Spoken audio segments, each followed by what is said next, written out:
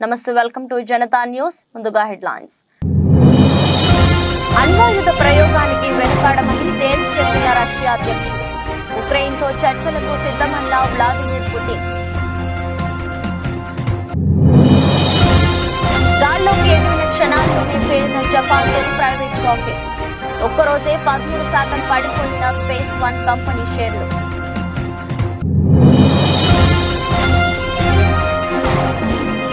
నగరిలో మంత్రి రోజాకు line clear అసమ్మతి నేతలకు సర్ది చెప్పిన జగన్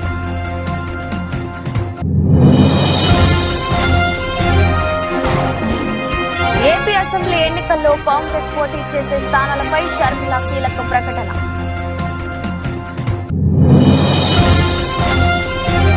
రేషన్ కార్డుతో సంబంధం లేకుండా అందరికీ ఆరోగ్యశ్రీ కసరత్తు చేస్తున్న ప్రభుత్వం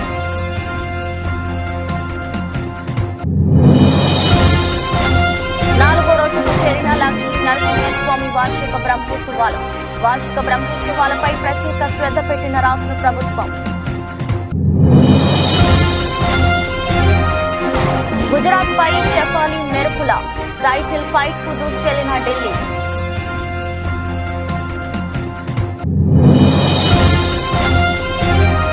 అతనిది గొప్ప వ్యక్తిత్వం అందుకే ప్రేమించా లవ్ ఎఫైర్ పై తొలిసారి స్పందించిన తాప్సీ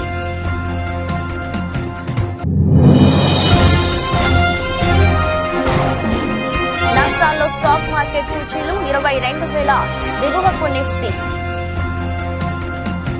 తమ రాజ్యాధికారం సార్వభౌమత్యం స్వాతంత్ర్యానికి ముప్పు వాటిల్లితే అణ్వాయుధాలు వాడేందుకు వెనకాడబోమని రష్యా అధ్యక్షుడు వ్లాదిమిర్ పుతిన్ హెచ్చరించారు. అణు వివాదాన్ని సృష్టించే చర్యలకు అమెరికా దూరంగా ఉంటుందని ఆశిస్తున్నట్టు పేర్కొన్నారు. రష్యాలో అధ్యక్ష ఎన్నికలు జరగనున్న వేళ పశ్చిమ దేశాలకు పుతిన్ తీవ్ర హెచ్చరికలు జారీ చేశారు. టెలివిజన్ ఛానల్ కు ఇచ్చిన ఇంటర్వ్యూలో పుతిన్ ఈ వ్యాఖ్యలు చేశారు. జో బైడెన్ ను అనుభవజ్ఞుడైన రాజకీయవేత్తగా అభివర్ణించారు. ప్రపంచం అణువ యుద్ధం వైపు వెళ్తుందని తాను అనుకోవడం లేదన్నారు. ఉక్రెయిన్ తో చర్చలకు తలుపులు ఎప్పుడు తెరిచే ఉంటాయని స్పష్టం చేశారు. In an interview on state television, the Russian leader described US President Joe Biden as a veteran politician who fully understands the dangers of an escalation in tensions. He claimed Russia's nuclear capabilities are more advanced than the West's.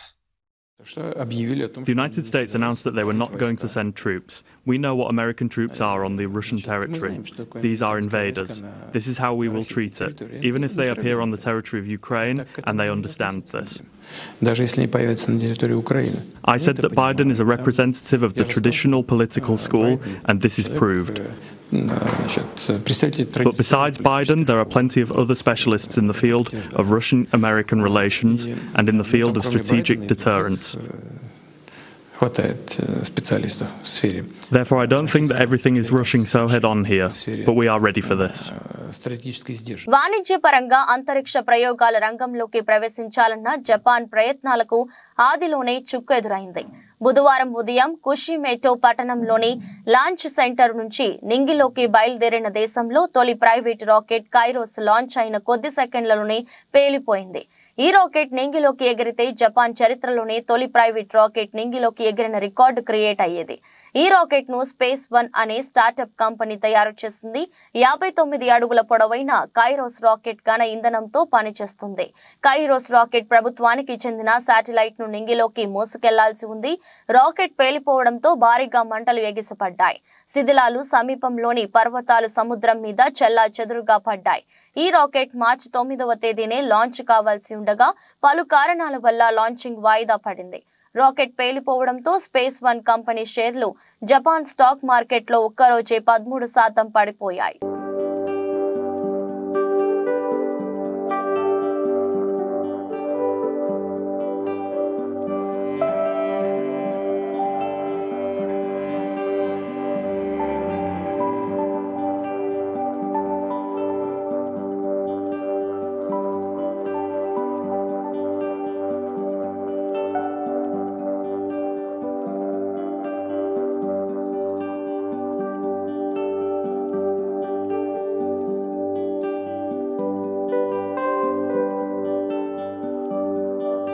Nagari ticket విషయంలో మంత్రి రోజాకు CM Jagan line clear చేసినట్టు తెలుస్తుంది. ఏపీలో ఎన్నికలు సమీపిస్తున్న వేళ మంత్రి రోజాపై వ్యతిరేకత పెరుగుతోంది. నియోజకవర్గ పరిధిలోని నేతలు రోజాని వ్యతిరేకిస్తున్నారు.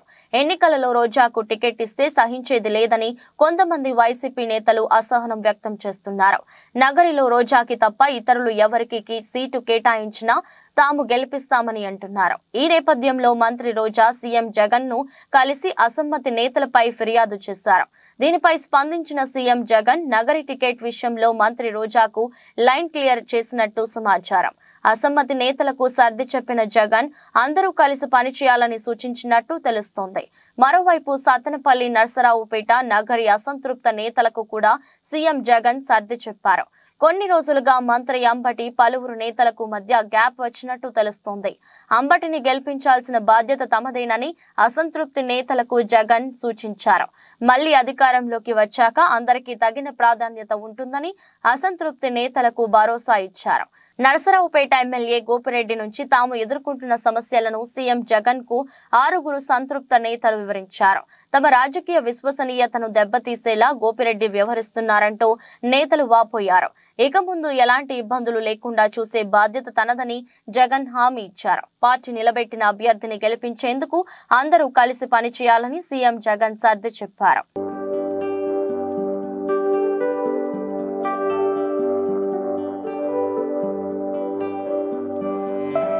ఏపీలో 175 అసెంబ్లీ స్థానాల్లో కాంగ్రెస్ పార్టీ పోటీ చేస్తుందని ఆ పార్టీ రాష్ట్ర అధ్యక్షురాలు వైఎస్ షర్మిల చెప్పారు. కాంగ్రెస్ ఏపీలో ఉందనడానికి 1500 అప్లికేషన్లు రావడం నిదర్శనమన్నారు. అభ్యర్థుల ఎంపిక పారదర్శకంగా జరుగుతుందని షర్మిల తెలిపారు. బీజేపీ ఇతర పార్టీలు అభ్యర్థుల ఎంపిక ఈ విధంగా జరగదన్నారు. బీజేపీ ఇతర రీజనల్ పార్టీలు నియంతలా తయారవుతున్నాయని షర్మిల చెప్పారు. అసెంబ్లీ, లోక్సభ స్థానాల్లో పోటీకి అప్లికేషన్ పెట్టుకున్న అభ్యర్థుల మీద చర్చ జరిగింది. గత ఎన్నికల్లో కాంగ్రెస్ కు 1% మాత్రమే ఓట్లు వచ్చాయి. అసెంబ్లీ, లోక్సభ సీట్లలో గట్టి పోటీ ఇవ్వగలము. ఎన్నికల్లో కాంగ్రెస్ పార్టీ నాయకులు మొత్తం సైనికులుగా పనిచేయాలి. పార్టీ ఆదేశిస్తే ఎవరైనా ఎక్కడి నుంచైనా పోటీ చేయాల్సిందే. సిపిఎం, సిపిఐ పార్టీలతో చర్చలు జరుపుతున్నాం. అందరినీ కలుపుకొని ముందుకు వెళ్తాం. కాంగ్రెస్ పార్టీ మొదటి నుంచి ప్రత్యేక హోదా, విభజన హామీల కోసం పోరాటం చేస్తుంది. గతంలో ప్రత్యేక హోదా మీద మాట్లాడిన సీఎం జగన్ ఇప్పుడు ఎందుకు మాట్లాడటం లేదు? ప్రత్యేక హోదాపై జగన్ సమాధానం చెప్పాలి. ప్రత్యేక హోదా, పోలవరం, రాజధాని అంశాలపై కాంగ్రెస్ పార్టీ బలంగా నిలబడుతుంది అని షర్మిల అన్నారు. రాష్ట్ర ప్రజలు ఎలా చూస్తున్నారు, మీరు ఎలా చూస్తున్నారు, ఇది ఏం పద్ధతి అని ఎవరికి అనిపించటం లేదా? అసలు గమనించాల్సిన పాయింట్ ఏమిటంటే మన రాష్ట్రంలో ప్రత్యేక హోదా గురించి ఊసే లేకుండా చేశారు తెలుగుదేశం పార్టీ, వైసీపీ పార్టీలు కలిసి. ప్రత్యేక హోదా మనకు ఊపిరి. ప్రత్యేక హోదా లేకపోతే మనం బాగుపడలేం, మనకు భవిష్యత్తు లేదు. 10 సంవత్సరాలుగా అది నిరూపణ అయ్యింది. అయినా కూడా ఈ 10 సంవత్సరాలలో ఎమ్మెల్యేలు, ఎంపీలు ఇంతమంది అధికారంలో ఉండి కూడా అసలు ఊసే లేకుండా చేశారు. అసలు ఆ మాటే లేకుండా చేశారు. ప్రత్యేక హోదా అన్న అంశమే లేకుండా చేస్తున్నారు కదా. ఈరోజు మేము కాంగ్రెస్ పార్టీగా వచ్చి మేము కొట్లాడుతున్నాం తప్ప ప్రత్యేక హోదా గురించి తెలుగుదేశం పార్టీ గాని, చంద్రబాబు గారు గాని, వైసీపీ జగన్మోహన్ రెడ్డి గారు గాని ఒక్క నిజమైన ఉద్యమమైనా చేశారా అధికారంలో ఉండి, ముఖ్యమంత్రులుగా ఉండి అని అడుగుతున్నాం. ఈరోజు ప్రత్యేక హోదా మనకు బీజేపీ పార్టీ ఇవ్వలేదు. పోలవరం ప్రాజెక్టు ఇవ్వలేదు. మనకు రాజధాని ఇవ్వలేదు. ఒక్క హామీ కూడా నెరవేరకపోతే మరి చంద్రబాబు గారు బీజేపీ పార్టీతో ఎందుకు పొత్తు పెట్టుకుంటున్నారో సమాధానం చెప్పాలి. ఏం చేసింది బీజేపీ పార్టీ అని పొత్తు పెట్టుకుంటున్నారు? బీజేపీ పార్టీ ఇంత మోసం చేస్తే, ఇంత వెన్నుపోటు పొడిస్తే చంద్రబాబు గారు అంతగా తిట్టి, అంతగా దూషించి మళ్ళీ ఈ రోజు రాష్ట్రం కోసమని నేను పొత్తు పెట్టుకుంటున్నానని చెప్తున్నాడంటే ఇంకా ఏమనాలి మనిషిని? ఈ పెద్ద మనిషి ఊసరి వాళ్ళ కంటే ఎక్కువ రంగులు మారుస్తున్నారు కదా. ఫస్ట్ ఏమో ప్రత్యేక హోదా కోసం పొత్తు పెట్టుకుంటున్నానని చెప్పాడు. ఎన్నికలు గెలిచారు. వాళ్ళ కేబినెట్ లో అధికారం కూడా అనుభవించారు. ఆ తర్వాత లేదు అని తిట్టి మరీ బయటకు వచ్చారు. మళ్ళీ ఇప్పుడు మళ్ళీ మెచ్చుకొని మేము గౌరవిస్తున్నామని చెప్పి మళ్ళీ చేరుతున్నారు. దేనికంటే మీకు గౌరవం? పవన్ కళ్యాణ్ గారు కూడా అడుగుతున్నానా? మోడీ అంటే అపారమైన గౌరవం అన్నారు. దేనికి మీకు అపారమైన గౌరవం? మనకు పోలవరం ఇచ్చినందుకు మీకు అపారమైన గౌరవమా? మన రాజధాని ఇచ్చినందుకు మీకు అపారమైన గౌరవమా? స్పెషల్ చేసి ఇచ్చినందుకు మీకు అపారమైన గౌరవమా? ప్రజలకు సమాధానం చెప్పాల్సిన అవసరం ఉంది. రాష్ట్రంలో ఆరోగ్యశ్రీని ప్రత్యేక పథకంగా అమలు చేయాలని ప్రభుత్వం భావిస్తుంది. రేషన్ కార్డు ఆర్థిక స్థితితో సంబంధం లేకుండా ప్రజలందరికీ వర్తించేలా ఈ పథకాన్ని విస్తరించాలని నిర్ణయించింది. ఈ నిర్ణయానికి అనుగుణంగా లబ్ధిదారులకు రాజీవ్ ఆరోగ్యశ్రీ పేరుతో కొత్త కార్డులు ఇవ్వాలని యోచిస్తోన్నది. ఈ నేపథ్యంలో లబ్ధిదారుల గుర్తింపు ఇతర మార్గదర్శకాలపై అధికారులు కసరత్తు చేస్తున్నారు. ప్రైవేట్ ఇన్సూరెన్స్ కంపెనీల తరహాలో ప్రతి కుటుంబాన్ని ఒక యూనిట్ గా తీసుకుని ప్రత్యేక నంబర్ కేటాయించి కార్డులు ఇవ్వాలని నిర్ణయించినట్టు సమాచారం. రాష్ట్ర వ్యాప్తంగా అందరికీ డిజిటల్ హెల్త్ ప్రొఫైల్ రూపొందిస్తామని ఇప్పటికే ప్రకటించిన ప్రభుత్వం ఈ వివరాలను ఆరోగ్యశ్రీ కార్డులతో అనుసంధానం చేయనున్నది. 2-3 నెలల్లో ఈ ప్రక్రియ ప్రారంభమయ్యే అవకాశం ఉన్నది. ప్రస్తుతం రాష్ట్రంలో 90 లక్షలకు పైగా తెల్ల రేషన్ కార్డులు ఉన్నాయి. మిగతా వారిలో ప్రభుత్వ ఉద్యోగులు వంటి వారు ఉన్నారు. వారికి కూడా ప్రభుత్వం ప్రత్యేకంగా హెల్త్ స్కీమ్ ను అమలు చేయాల్సి వస్తుంది. దీంతో 90% పైగా జనాభాకు ప్రభుత్వ హెల్త్ స్కీమ్ వర్తిస్తుందని వైద్య శాఖ చెబుతుంది. మిగతా వారిని కవర్ చేసి రేషన్ కార్డుతో లింక్ తీసేస్తే కార్డుల సంఖ్య తగ్గుతుందని భావిస్తున్నట్టు సమాచారం. ఇలా చేస్తే ప్రభుత్వంపై ఏటా దాదాపు 450 కోట్ల మేరకు అదనపు భారం పడుతుందని అంచనా.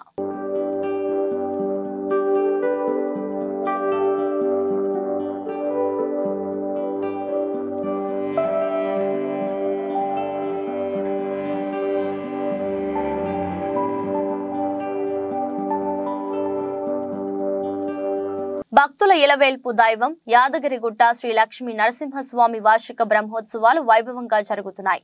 బ్రహ్మోత్సవాలలో భాగంగా 4వ రోజు గురువారం ఉదయం వటపత్ర సాయి అలంకార సేవలో లక్ష్మీ నరసింహస్వామి భక్తులకు దర్శనమివ్వనున్నారు. సాయంత్రం 7 గంటలకు హంసవాహన అలంకార సేవ జరగనుంది.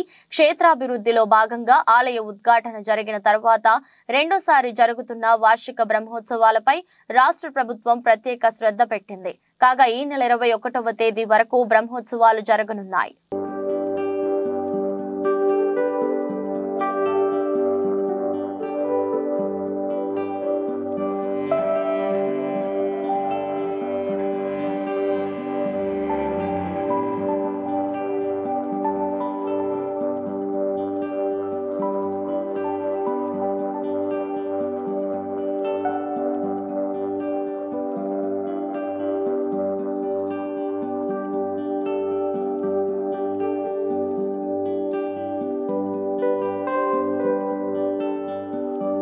ములుగు నియోజకవర్గంలోని పెద్దాపూర్, గుర్రంపేట, బౌసింగ్పల్లి, సుబ్బక్కపల్లి గ్రామాల్లో 2,34 లక్షలతో చేపట్టిన పలు అభివృద్ధి కార్యక్రమాలను కొబ్బరికాయ కొట్టి ప్రారంభించిన రాష్ట్ర పంచాయతీరాజ్ గ్రామీణాభివృద్ధి స్త్రీ సంక్షేమ శాఖ మంత్రి వర్యులు డాక్టర్ ధనసరి అనసూయ సీతక్క. ఈ సందర్భంగా మాట్లాడుతూ కాంగ్రెస్ పార్టీ ఎన్నికల సందర్భంగా ఇచ్చిన హామీని ప్రభుత్వం ఏర్పడిన 100 రోజుల్లోనే అమలు చేస్తున్నామని, మహిళలకు ఉచిత బస్ ప్రయాణం, 500కే గ్యాస్ సిలిండర్, ఆరోగ్యశ్రీ, 10 లక్షలు నిరుపేదలకు, 5 లక్షలతో ఇందిరమ్మ ఇళ్లు, మహిళలకు వడ్డీ లేని రుణాలు, ఇలా అన్ని గ్యారెంటీలను అమలు చేస్తున్నామని, రాబోయే పార్లమెంట్ ఎన్నికల్లో కూడా ప్రజలందరూ కాంగ్రెస్ పార్టీకి మద్దతుగా తోడుగా ఉండాలని మంత్రి వర్యులు సీతక్క అన్నారు. ఈ కార్యక్రమంలో వివిధ శాఖల అధికారులు మరియు కాంగ్రెస్ పార్టీ జిల్లా, బ్లాక్, మండల, గ్రామ నాయకులు, కార్యకర్తలు ఉన్నారు. మరి మహిళలందరికీ కూడా ఉచిత బస్సు ప్రయాణం ఏర్పాటు చేసి ఇప్పటి వరకు 30 కోట్ల ప్రయాణాలు ఒక్కొక్క అక్క 10-20 సార్లు బస్సు ప్రయాణం చేసి, కానీ మనం బస్సు ప్రయాణం పెట్టినాక ఊళ్ళకు బస్సులు రావద్దు అని పాపం ఆటో సోదరులను టీఆర్ఎస్ వాళ్ళు రెచ్చగొట్టి కొంతమందిని ఆటోలను కాలబెట్టేటట్టుగా ప్రోత్సహించి ఊరూర్లో బస్సులో తిరగద్దని అడ్డుకునే ప్రయత్నం చేస్తా ఉన్నాం. మేమేమంటామంటే ఆటోల టైంలో ఆటోలు తిరుగుతాయి, ఎందుకంటే పొద్దున సాయంత్రం బస్సు వస్తుంది. ఇప్పుడు ఇక్కడ నుంచి హన్మకొండ పోవాలి, మరి ఆటో హన్మకొండ దాకా వస్తుందా? రాదు కదా. మరి అట్లా హన్మకొండ దాకా పోవాలంటే కనీసం 200 రూపాయలన్నా ఖర్చు వస్తుంది. 200 రూపాయలు నెలకు ఒక 4-5 సార్లు పోయేటోళ్ళు అయితే మరి ఒక 2-3 వేల రూపాయలన్నా వాళ్లకు మిగులుతాయి ఆడోళ్ళకు, అక్కలకు అని మన సీఎం రేవంత్ రెడ్డి గారు సోనియమ్మ ఆదేశం మేరకు ఉచితంగా బస్సు ప్రయాణం పెట్టింది. ఎవరెన్ని అడ్డుకున్నా 30 కోట్ల ప్రయాణాలు అంటే మన మహిళలు అన్ని సార్లు బస్సులు ఎక్కి దిగింది. అదే కాకుండా మరి ఆరోగ్యశ్రీ ఏదన్నా అయితే 10 లక్షల వరకు కూడా ఫ్రీగా వైద్యం అందుతుంది. మరి దానితో పాటు మేము ఇక్కడే ఉండి 200 యూనిట్ల కరెంటు ఫ్రీగా ఇస్తామని చెప్పినాం ఆ రోజు ఎన్నికల కంటే ముందు. కాంగ్రెస్ వాళ్ళు ఇచ్చేది అవుతుందా కాదు అని అన్నారు. కానీ 200 యూనిట్ల కరెంటు మరి రేపటి నుంచి వచ్చేటువంటి బిల్లు మీకు కరెంటు బిల్లు ఉండదు. అంతకుముందు చూస్తే నాకు చాలా సార్లు వచ్చిన ఫోన్లు, ఎస్సీ కాలనీ కట్ అయింది, ఎస్టీ కాలనీ కట్ అయింది, బీసీ కాలనీ కరెంటు బిల్లులు కట్టట్లేదని ఇల్లు. కానీ పేదోళ్ళు ఉండేటువంటి ఇళ్ళ కరెంటు బిల్లులు గతంలో బీఆర్ఎస్ పార్టీ ముక్కుబిండి వసూలు చేసింది. కోట్లు ఉన్న లెక్కమో ఫ్రీ. ఆర్మూర్ డివిజన్ కేంద్రంలో ఉన్నటువంటి మెర్తాడ్, కమ్మర్పల్లి, భీమ్గల్ మండలాల మీదుగా నేషనల్ హైవే మంజూరు అయింది. ఈ రహదారిని ప్రస్తుతం ఉన్న రహదారి ద్వారా కాకుండా పంట పొలాల నష్టం జరిగే విధంగా సైద్యం చేస్తున్న పొలాల నుండి రోడ్డు వేయడం ద్వారా నష్టం జరుగుతుందని, రైతులు నష్టపోతారని గత కొన్ని రోజులుగా రైతులు ధర్నాలు చేస్తే దానికి మద్దతుగా సిపిఐ ఎంఎల్ ప్రజాపందా పార్టీ నిలబడితే ఆర్మూర్ ఆర్డీఓ ప్రజా అభిప్రాయం సేకరణ అంటూ వారి సమక్షంలో సమావేశం నిర్వహించిందన్న సందర్భంలో వారికి అండగా వెళ్లిన సిపిఎం ఎల్ ప్రజాపందా పార్టీ నాయకులు ఆర్డీఓ రెచ్చగొట్టే విధంగా వ్యాఖ్యలు చేస్తూ ఆర్మూర్ ఏసీపీ బస్పారెడ్డి దురుసుగా ప్రవర్తించి ప్రజాపందా నాయకులను అరెస్టు చేయడం ప్రజాస్వామ్యమైన చర్య కావున దీన్ని వ్యతిరేకిస్తూ Armoor CPI ML sub division నాయకులు ఆర్మూర్ ఆర్డీఓ ఏసీపీ గారి దిష్టిబొమ్మ ఆర్మూర్ పట్టణంలోని అంబేద్కర్ చౌరస్తా వద్ద దగ్ధం చేశారు.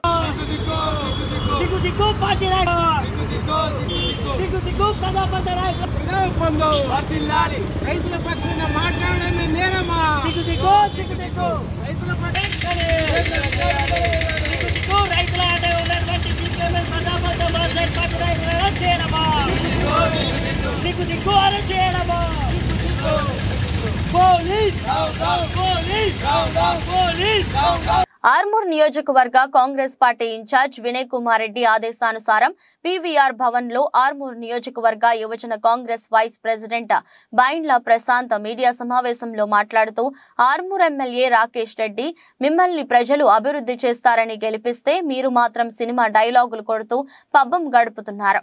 బిడ్డ రాకేష్ రెడ్డి కాంగ్రెస్ నాయకుల గురించి ఇష్టానుసారంగా మాట్లాడితే నీకు పుట్టగతులు ఉండకుండా చేస్తామన్న విషయాన్ని గుర్తుంచుకోండి.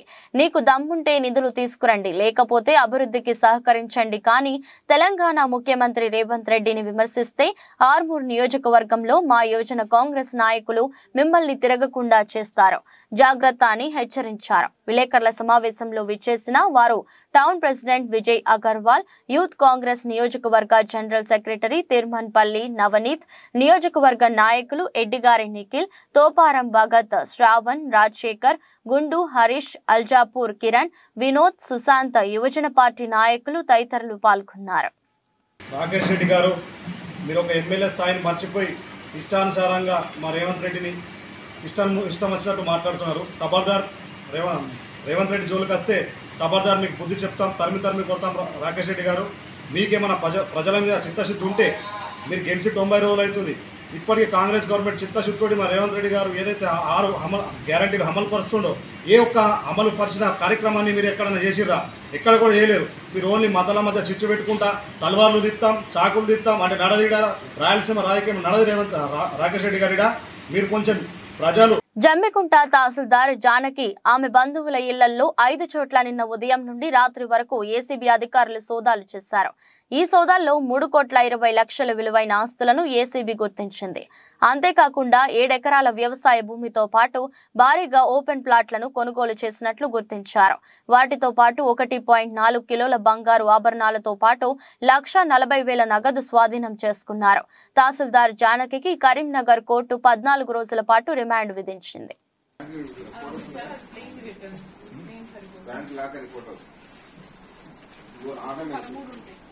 అవి పెట్టే సీసీ కార్డు పెట్టు, క్యాష్ కూడా పెట్టు, ఒకసారి నాకు 2 పెట్టాలి.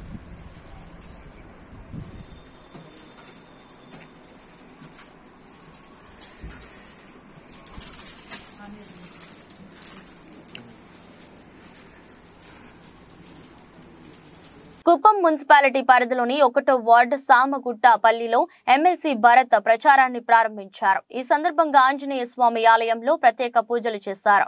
అనంతరం ప్రతి ఇంటికి వెళ్లి ప్రజల సమస్యలను అడిగి తెలుసుకున్నారు. రాబోయే ఎన్నికల్లో కుప్పం ఎమ్మెల్యేగా తనకు ఒక అవకాశం ఇవ్వాలని కోరారు. వైసీపీ ప్రభుత్వ హయాంలో ప్రజలందరూ సంతోషంగా ఉన్నారన్నారు. మరిన్ని సంక్షేమ పథకాలు రావాలంటే రాబోయే ఎన్నికల్లో వైసీపీ ప్రభుత్వానికి ప్రజలందరూ ఓటు వేసి గెలిపించాలన్నారు. ఈ కార్యక్రమంలో municipal chairman doctor Sudheer, ward కౌన్సిలర్లు మరియు వైసీపీ నేతలు, కార్యకర్తలు తదితరులు పాల్గొన్నారు. 2024 సార్వత్రిక ఎన్నికలకు సంబంధించి కుప్పం నియోజకవర్గంలో వైఎస్ఆర్సీపీ పార్టీ ఎలక్షన్ క్యాంపెయిన్ అనేది స్టార్ట్ చేయడం జరుగుతూ ఉంది.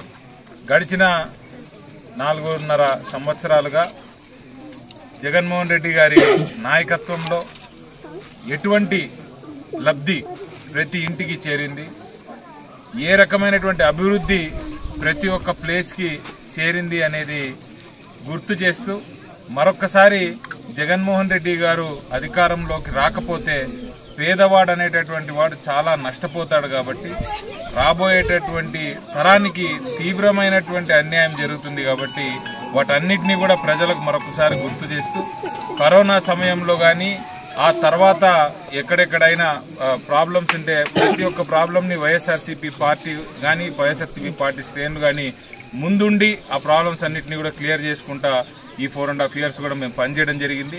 వాటన్నిటిని కూడా ప్రజలకు ఒకసారి మౌలాలి డివిజన్ కార్పొరేటర్ గున్నాల సునీత శేఖర్ యాదవ్ ఆధ్వర్యంలో కాలనీ సంఘాల ఆత్మీయ సమ్మేళనం నిర్వహించారు. ఈ సమావేశానికి మల్కాజ్గిరి పార్లమెంట్ అభ్యర్థి ఈటెల రాజేందర్ ముఖ్య అతిథిగా విచ్చేసి ప్రారంభించారు. అనంతరం ఆయన మాట్లాడుతూ కరోనా టైంలో అతి తక్కువ కాలంలో వ్యాక్సిన్ తయారు చేసి ఇచ్చిన ఘనత నరేంద్ర మోదీ గారిదని అన్నారు. ప్రపంచం అన్ని రంగాల్లో భారతీయ దేశం గర్వంగా అనుకుంటున్నాము అంటే నరేంద్ర మోదీ కృషి వల్లే అయిందన్నారు. 378 చేసిన ఘనత ఏకైక నాయకుడు ప్రధాని నరేంద్ర మోదీ గారిని గుర్తు చేశారు. ఈ దేశంలో 130 కోట్లు వ్యయం కట్టించిన ఘనత నరేంద్ర మోదీ గారిని ప్రజలంతా గర్వపడే విధంగా చేశారు. 3వసారి ప్రధాని కావడం ఖాయమని కొనియాడారు. ఈ కార్యక్రమంలో నాయకులు కృష్ణ యాదవ్, వికే మహేష్, బాలచందర్, సాయిబాబా, శివ, శ్రీనివాస్ యాదవ్, ప్రసన్న, రాధాబాయ్, సుజాత, అరుణ, అలివేలు తదితరులు పాల్గొన్నారు. ప్రాధాన్యపడితే ఆ 370 సీట్లలో మల్కాజిగిరి ఉండాలని చెప్పి నేను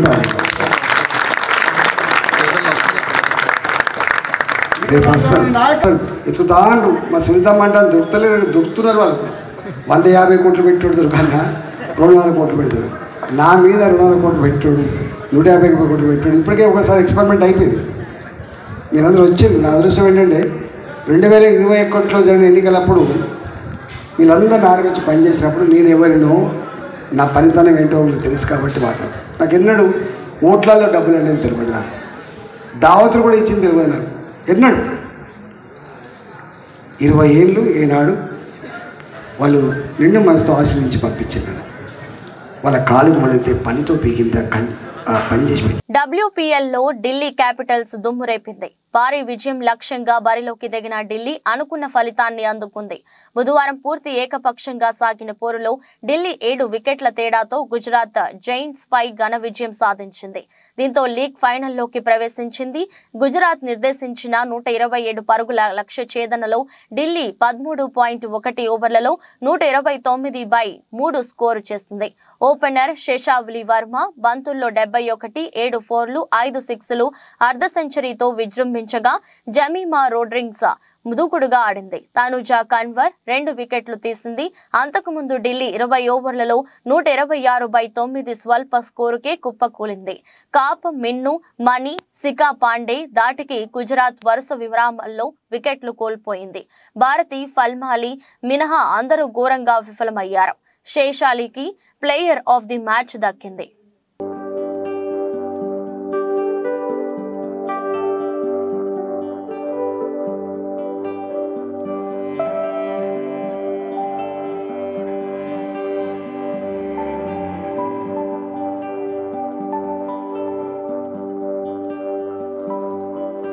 ప్రియుడు మదియాస్ బో గురించి తొలిసారి తన మనసులోని మాటల్ని బయటపెట్టింది అగ్ర కథానాయక తాప్సీ. డెన్మార్క్ బ్యాడ్మింటన్ ప్లేయర్ అయిన మదియాస్ బోతో ఈ అమ్మడు తన గత 9 ఏళ్లుగా ప్రేమలో ఉంది. అయితే తన లవ్ అఫైర్ పై ఈ భామ ఇప్పటి వరకు ఎక్కడా స్పందించలేదు. ఈ జంట త్వరలో పెళ్లిపీట లెక్కబోతున్నారని వార్తలు వస్తున్నాయి. ఈ నేపథ్యంలో మదియాస్ బో గురించి ఆసక్తికరమైన వ్యాఖ్యలు చెప్పింది తాప్సీ. మదియాస్ పరిచయం కాకముందు నేను కొంతమంది అబ్బాయిలతో స్నేహం చేశాను, కానీ ఎవరి వ్యక్తిత్వం నన్ను ఆకట్టుకోలేదు. పురుషుల్లో నిజాయితీతో పాటు జీవితం పట్ల పరిణతి ఉండాలని క్రమంగా తెలుసుకున్నాను. ఈ లక్షణాలు మదియాస్ బోలో పుష్కలంగా ఉన్నాయి. అతను నా జీవితానికి భద్రత కల్పించగలడని మా ప్రయాణంలో అర్థం చేసుకున్న గొప్ప వ్యక్తిత్వం కలిగిన అతనితోనే జీవితాన్ని పంచుకోవాలని నిర్ణయించుకున్నా అని తాప్సీ చెప్పుకొచ్చింది. అయితే పెళ్లి వార్తలపై స్పందించడానికి ఈ భామ నిరాకరించింది. సమయం వచ్చినప్పుడు తానే ఈ విషయాన్ని వెల్లడిస్తానని చెప్పుకొచ్చింది.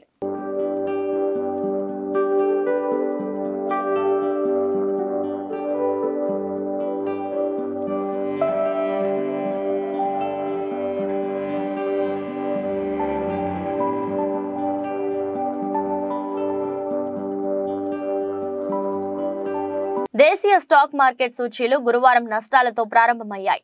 అంతర్జాతీయ మార్కెట్లలోని ప్రతికూల సంకేతాలు సూచీలపై ప్రభావం చూపుతున్నాయి. ఉదయం 9:20 సమయంలో సెన్సెక్స్ 256 పాయింట్ల నష్టంతో 72,505 వద్ద ట్రేడ్ అవుతుంది. నిఫ్టీ 40 పాయింట్ల నష్టపోయి 21,957 దగ్గర కొనసాగుతుంది.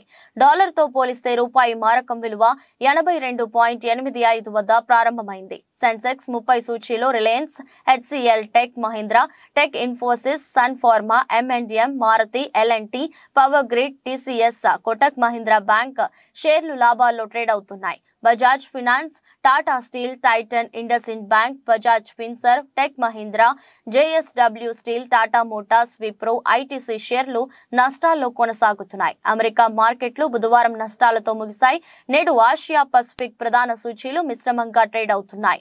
అంతర్జాతీయ మార్కెట్లో బ్యారెల్ బ్రెంట్ చమురు ధర $80.20 వద్ద ట్రేడ్ అవుతుంది. విదేశీ సంస్థాగత మదుపరులు బుధవారం నికరంగా 4,595.06 కోట్ల విలువ చేసే షేర్లను విక్రయించారు. దేశీయ సంస్థాగత మదుపరులు 9,093.72 కోట్ల స్టాక్స్ ను కొనుగోలు చేశారు.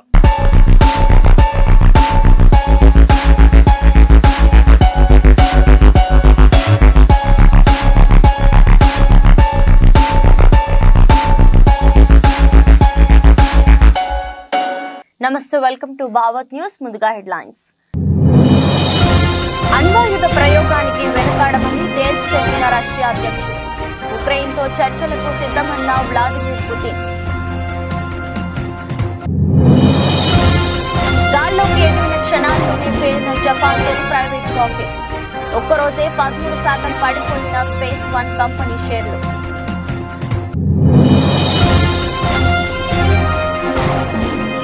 నగరిలో మంత్రి రోజాకు లైన్ క్లియర్. అసమ్మతి నేతలకు సర్ది చెప్పిన జగన్.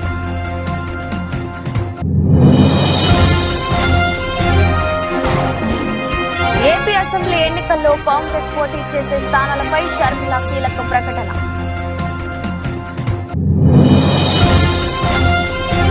రేషన్ కార్డుతో సంబంధం లేకుండా అందరికీ ఆరోగ్యశ్రీ కసరత్తు చేస్తున్న ప్రభుత్వం.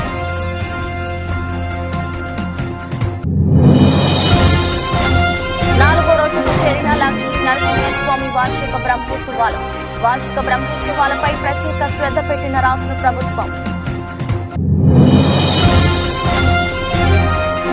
గుజరాత్ పై షెఫాలి మెరుపుల టైటిల్ ఫైట్ కు దూసుకెళ్లిన ఢిల్లీ.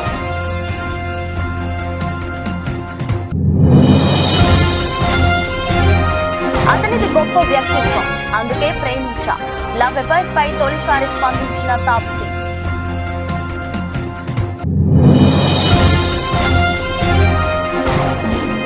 నష్టాల్లో స్టాక్ మార్కెట్ సూచీలు 22,000 దిగువకు నిఫ్టీ. నమస్తే, welcome to Telangana capital news. ముందుగా హెడ్లైన్స్.